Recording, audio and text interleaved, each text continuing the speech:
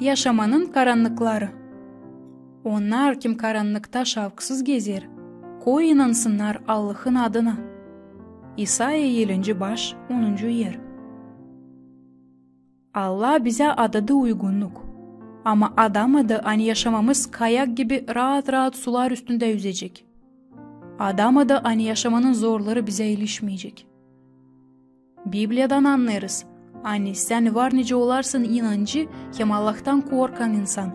Ama bakmayarak buna yaşaman karanlıkla hem zorlukla dolabilir. Yof, yaşamış bak yaşamak. Örnekli yaşamak. Ama bakmayarak buna kaybetmiş ailesini de varlığını da birkaç günün içinde. Kahırlı sesle o bağırmış. Hepsi yollarımı kapadın. Geçemeyerim. Karanlığı çöktürdün yollarıma. Prorok Yeremia angısını prorokçuluğundan sonra düğmüşler hem kapana atmışlar bağırmış. Verseler gözlerime sızıntı yaşlarla da ağlayayım ben gece gündüz halkım için.